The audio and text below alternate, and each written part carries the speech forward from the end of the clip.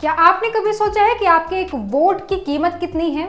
कागज के एक टुकड़े पर लगी स्याही की, या फिर उस हजारों करोड़ों के विज्ञापन की जो आपको यह बताने के लिए खर्च किया जाता है कि आपको किसे चुनना है। दुनिया कहती है भारत सबसे बड़ा लोकतंत्र है जहां हर आवाज बराबर है, लेकिन आज मैं दिव्यांशी पांडे आपको उस सच से रूबरू कराऊंगी जो आपकी इस धारणा को हिला कर रख देगा। क्या वाकई भारत में लोकतंत्र है या यह अब सिर्फ नोट तंत्र बन चुका है? आज बात होगी उस 80% चंदे की जो सिर्फ एक जेब में जा रहा है, और उस क्विड प्रो को के खेल की जिसने नीतियों को नीलामी की वस्तु बना दिया है। मेरे साथ इस सफर पर चलिए, क्योंकि आज हम सत्ता के सबसे गहरे राज खोलने वाले हैं। चलिए सीधे आंकड़ों पर आते हैं, क्योंकि आंकड़े झूठ नहीं बोलते। साल 2024-25 की रिपोर्ट हमारे सामने है। भारत की प्रमुख राजनीतिक पार्टियों को जितना भी चंदा मिला उसका करीब 80% हिस्सा यानी 6000 करोड़ से ज्यादा अकेले भारतीय जनता पार्टी के पास गया। अब इसकी तुलना कीजिए विपक्ष से। देश की सबसे पुरानी पार्टी कांग्रेस और 12 अन्य क्षेत्रीय दल मिलाकर सिर्फ 1500 करोड़ रुपए जुटा पाए।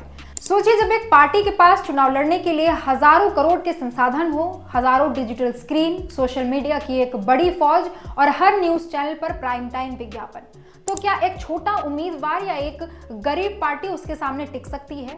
संविधान ने हमें लेवल प्लेइंग फील्ड यानी बराबरी के मैदान का वादा किया था, लेकिन आज यह मैदान इतना तिरछा हो चुका है कि एक तरफ के लोग पहाड़ पर बैठे हैं और दूसरी तरफ के लोग गड्ढे में। यह फंडिंग गैप सिर्फ अमीरी गरीबी की बात नहीं है, यह सीधे तौर पर हमारी चुनावी प्रक्रिया की निष्पक्षता पर सवाल है। अब आप पूछेंगे कि ये कंपनियां आखिर इतना पैसा दे क्यों रही है? क्या ये समाज सेवा है? बिजनेस की दुनिया में कोई भी पैसा दान नहीं होता, वह निवेश यानी इन्वेस्टमेंट होता है। इसे राजनीति की भाषा में कहते हैं क्विड प्रो को, यानी आज मैं तुम्हारी तिजोरी भरूंगा, कल तुम मेरी फाइलों पर दस्तखत करना। टाटा ग्रुप का उदाहरण पूरी दुनिया के सामने है। साल 2024 में सरकार ने टाटा को सेमीकंडक्टर प्लांट के लिए 44,000 करोड़ की सब्सिडी दी। यह टैक्स पेयर्स का पैसा था, और इस सब्सिडी के मिलने के ठीक 4 हफ्ते के भीतर टाटा ने बीजेपी को 750 करोड़ का चंदा दे दिया। क्या यह सिर्फ एक सुखद इत्तेफाक है या फिर यह उस एहसान का बदला था?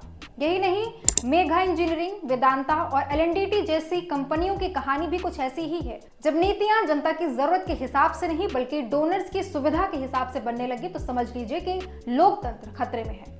डॉक्टर SY कुरैशी, जो हमारे पूर्व मुख्य चुनाव आयुक्त रहे हैं, इसे साफ तौर पर भ्रष्टाचार की गंगोत्री कहते हैं। चुनावी फंडिंग का सबसे काला अध्याय वह है जहां डर को चंदे में बदला जाता है।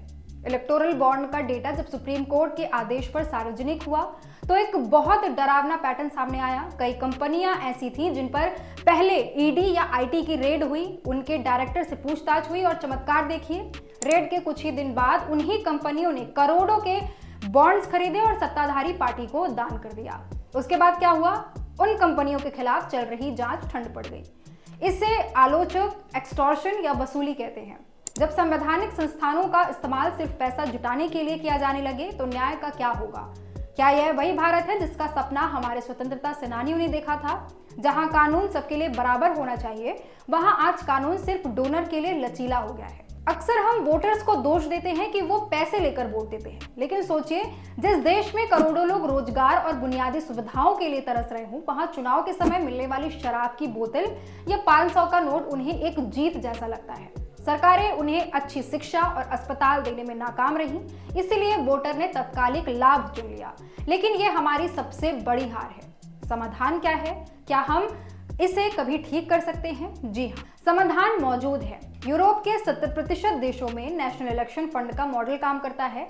वहां कंपनियां सीधे पार्टियों को पैसा नहीं दे सकती, सारा चंदा एक सरकारी फंड में जाता है और फिर चुनाव आयोग उसे पार्टियों के वोट शेयर के आधार पर बांटता है।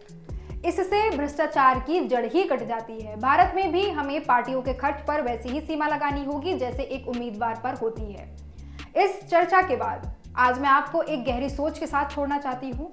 लोकतंत्र कोई ऐसी चीज नहीं है जो हमें मुफ्त में मिली। और यह हमेशा बनी रहेगी। इसे हर दिन सींचना पड़ता है, सवालों से, विरोध से और जागरूकता से।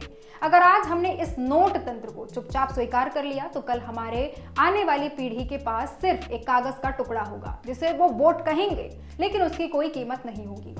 मैं दिव्यांशी पांडे आपसे अपील करती हूँ, अगली बार जब कोई आपके पास आए तो उसके विज्ञापन की चमक मत देखिए, उसके पीछे छिपे कॉर्पोरेट डोनर के हाथ देखिए। पैसा लेना आपकी मजबूरी हो सकती है, लेकिन वोट देना आपका अधिकार और विवेक है। अपनी आवाज को हजारों करोड़ के शोर में दबने मत दीजिए, क्योंकि अगर लोकतंत्र बिक गया तो उसे दोबारा खरीदना नामुमकिन होगा। याद रखिए, सबसे अमीर उम्मीदवार नहीं, सबसे जवाबदेह उम्मीदवार ही लोकतंत्र की असली जीत है। बहुत बहुत धन्यवाद मेरे साथ जुड़ने के लिए। अगर आपको यह विश्लेषण जरूरी लगा हो तो इसे शेयर करें, क्योंकि बदलाव की शुरुआत जानकारी से ही होती है। चैनल को सब्सक्राइब जरूर करें। जय हिंद।